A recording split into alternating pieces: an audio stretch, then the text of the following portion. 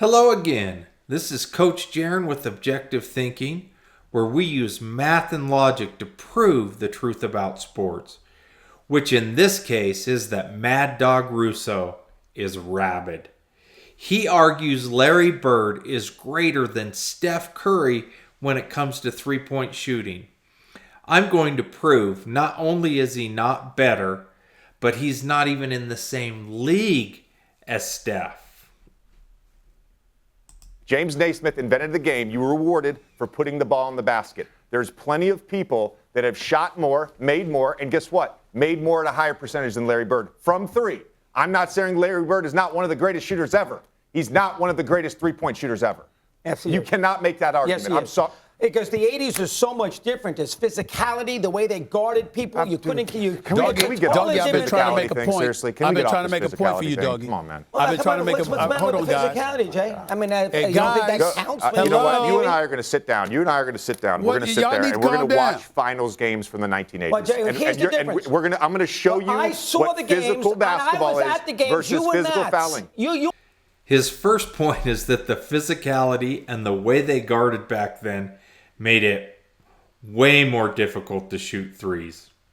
Here we go again with the physicality farce and the old man on the porch mentality of, back in our day you had to be tough. You kids today don't know what difficult is. Let's take a look at a compilation of Bird's threes and see what Mad Dog is talking about.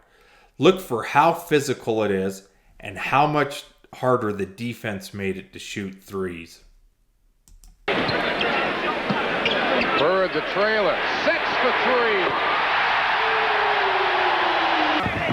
Playing on guts here for the third straight game. Moncrief is trying it. Bird's three-pointer, and the Celtics get the lead. Shot by Sidney Moncrief. Parrish gets it back to Bird, who takes a three-pointer of his own. Here comes Ames. Gets it to Walton.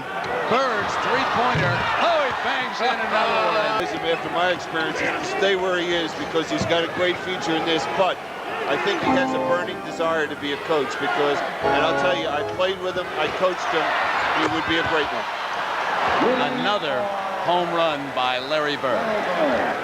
By him into the paint, and it causes all kinds of defensive problems for the Celtic big guys. Three-pointer!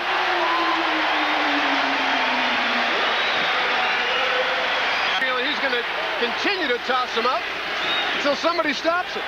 Here we go! Bang!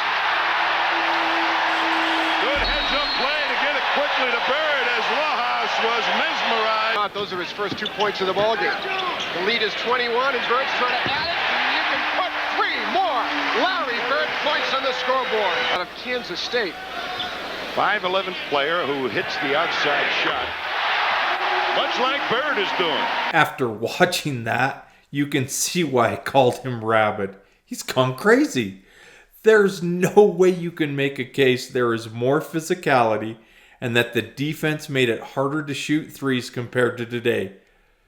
Bird never even got touched, and many times there wasn't even a hand in his face.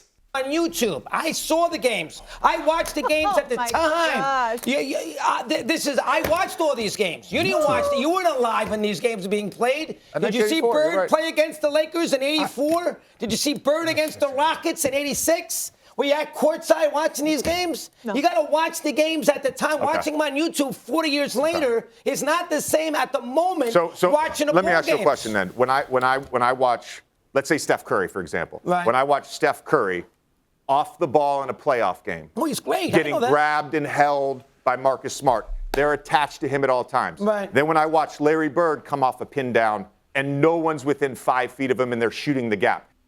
I'm showing a compilation of Steph's threes for a comparison as I dismantle Mad Dog's next argument, which is he saw the games live and that watching it on YouTube is not the same. He thinks the actual game itself changes on film. But the truth is, the shots don't get any harder when you watch it live. They aren't further from the basket or better defended. That's just crazy talk.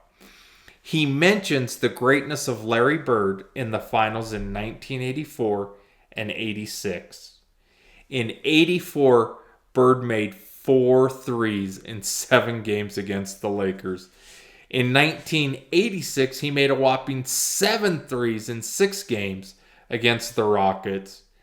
Mad Dog actually thinks those are three-point clinics. Listen, Larry Bird made 80 threes during his whole playoff career. Let's put that in context. Steph has made 618 so far.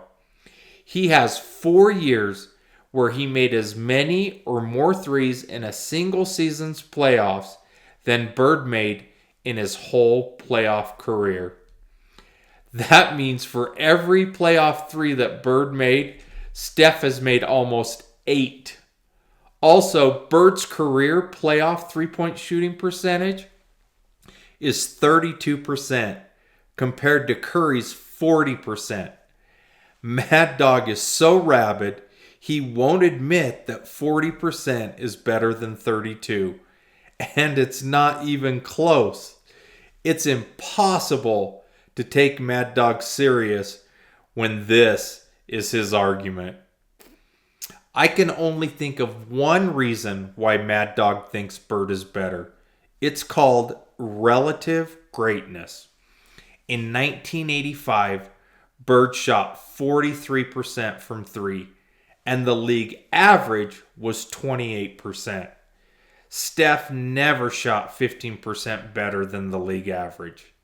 The problem is, that dominance by Bird doesn't show his absolute greatness compared to Steph. It just shows the mediocre ability of the players he competed against. Steph is the greatest three-point shooter ever. Mad Dog Russo has lost his mind. If you like this, check out the other videos on the Objective Thinking channel. Until next time.